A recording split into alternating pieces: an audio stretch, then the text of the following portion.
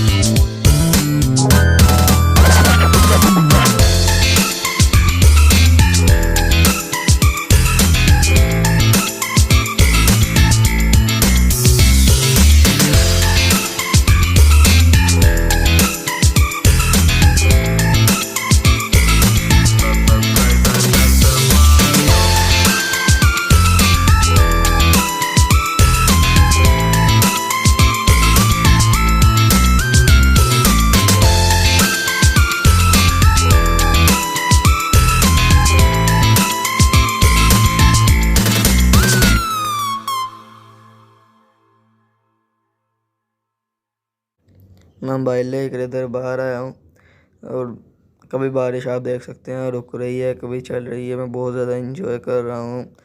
उम्मीद है कि आप भी इंजॉय कर रहे होंगे, इसी इंजॉय कर रहे होंगे। और आप बताएं कि आप सब खैरियत से हैं।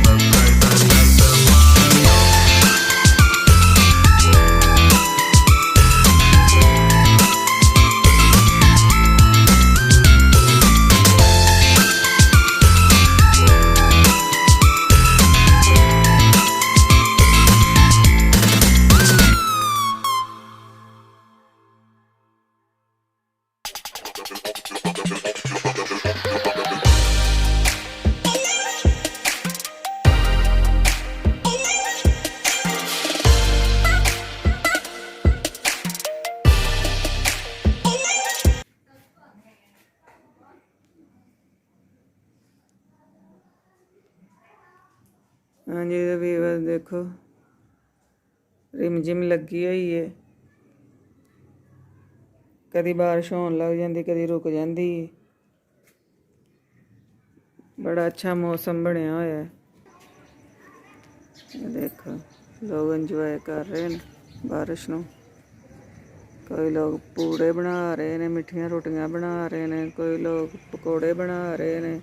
हर घर दे विचों बड़ी अच्छी खुशबूआं आ रही ने इस बारिश के मौसम च। बारिश नूं फुल इंजॉय कर रहे हैं लोग, साडे महल्ले वाले।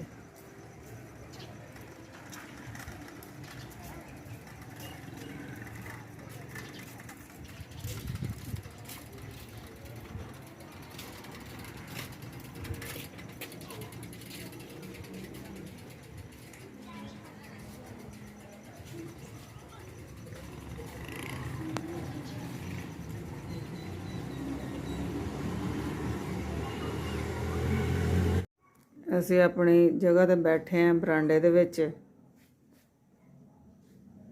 ਦੇਖੋ ਕਿਰਾਏ ਦਾ ਘਰ ਹੈ। ਰਾਤ ਵੀ ਸਾਰੀ ਨਾ ਛੱਤ ਚੋਂਦੀ ਰਹੀ।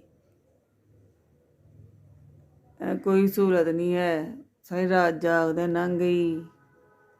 ਜ਼ਾਹਰ ਹੈ ਬਾਰਿਸ਼ਾਂ ਤਾਂ ਜ਼ਰੂਰੀ ਨੇ ਜ਼ਿੰਦਗੀ ਵਾਸਤੇ। ਹਾਂਜੀ ਵੀਵਰ, ਤੁਸੀਂ ਕਮੈਂਟ ਵਿੱਚ ਮੈਨੂੰ ਲਾਜ਼ਮੀ ਦੱਸਣਾ ਕਿ ਤੁਹਾਨੂੰ ਅੱਜ ਦਾ ਮੇਰਾ ਵਲੋਗ ਕੈਸਾ ਲੱਗਾ ਤੇ ਮੇਰੇ ਬੇਟੇ ਨਾਲ ਗੱਪਸ਼ਪ ਲਾ ਕੇ ਵੀ ਕੈਸਾ ਲੱਗਾ। ਅੱਛਾ ਲੱਗਾ ਤੇ ਲਾਜ਼ਮੀ ਮੈਨੂੰ ਕਮੈਂਟ ਵਿੱਚ ਦੱਸਣਾ ਹੈ। ਤੇ ਇਹਦੇ ਨਾਲ ਹੀ ਤੁਸੀਂ ਦਿਓ ਆਪਾਂ ਬਾਨੋ ਨੂੰ ਇਜਾਜ਼ਤ। ਅੱਲਾ ਹਾਫਿਜ਼।